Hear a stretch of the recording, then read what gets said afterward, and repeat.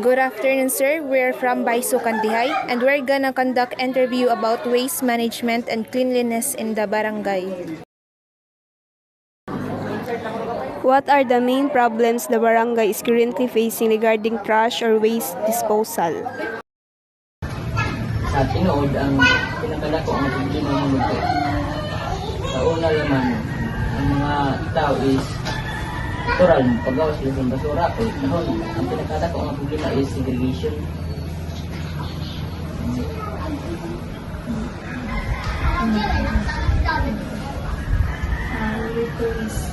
How often does the barangay collect garbage? And is the schedule effective for all city residents? Effective, hindi na kay Kaman. Isa ka purok na bali sa putong kay ito ka purok, 7 streets. Ang maka-schedule sa Monday, Tuesday, Thursday, lain-lain na streets ang makakaan nila. Ano, effective, kuha niya na. Kung sa purok ka nga, kuha, yung basura yung magpagawa sa ganun. Kuhaan, basura nga, kuhaan sa tipan na daw. Dapat ang problema, kaya na may schedule sa ilang kuhaan. Tibor, yapon. What steps or programs has the barangay implemented to manage or reduce trash in the community? Sa pagkakaroon or from now is that all the houses or kanang occupants sa barangay is within sa kanikuan. Na sila compost pit para sa kanang malata ra at kanikuan para plastic tray ilang dapat i-dispose sa kanikuan kung first pinagtawag sa barangay. Which is kung ikaw sa barangay matapok na ang barangay na provide sa sipurwaon sila. Pero ang uban ini ito magpapaganda kung hindi malata magpabilin dan ito sa di man dadon siya sige matang sa iyo marip sa kung minuan dito nagtapok. How do residents usually dispose of their garbage, and are those common issues with segregation? How do residents usually dispose of their garbage, and are there common issues with segregation?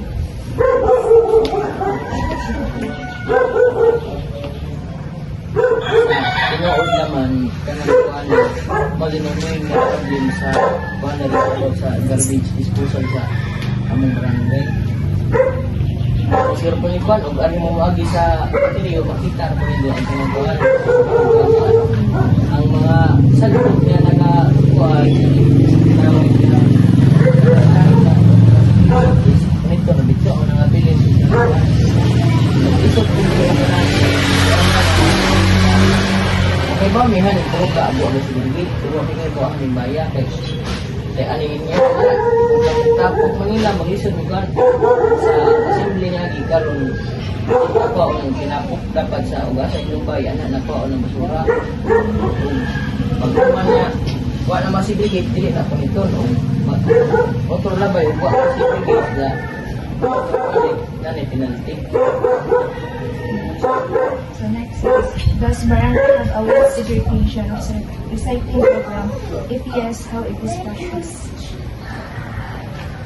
Actually sa sa mga plastic ganang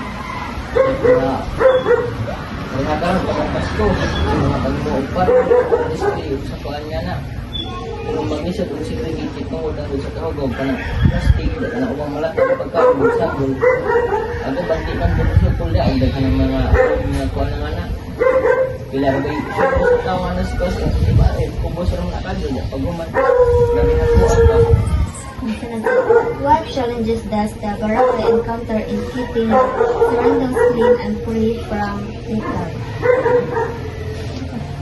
What challenges does the barangay encounter in keeping the surroundings clean and free from litter?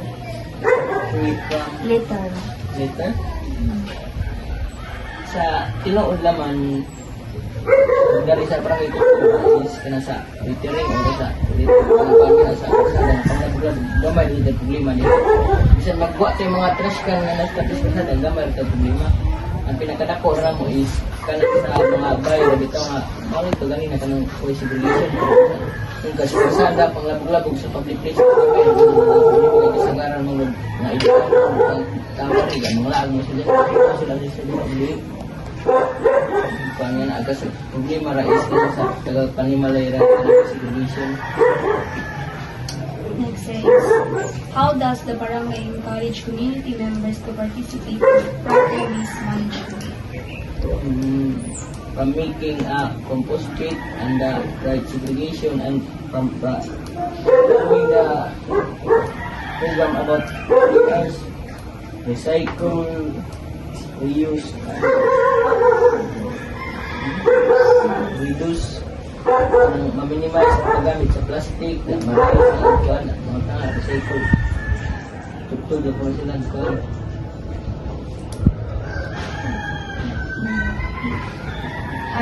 Are there penalties or rules for residents who do not follow proper garbage disposal?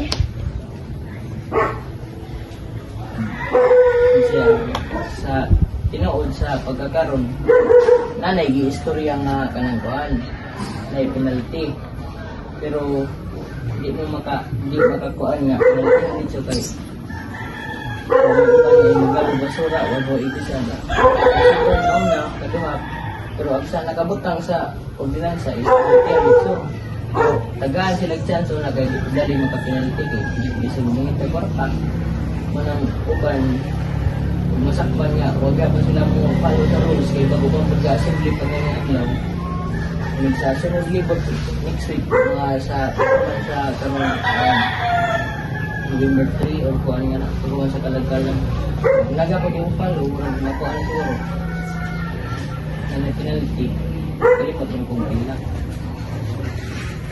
What support does the barangay receive from the city or municipal government?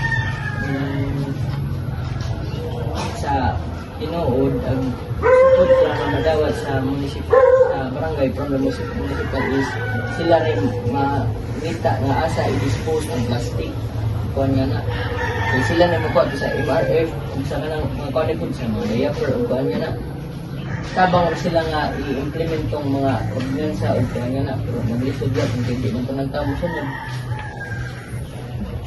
Last question, sir. What future plan or project do you have to improve cleanliness and waste management in the barangay?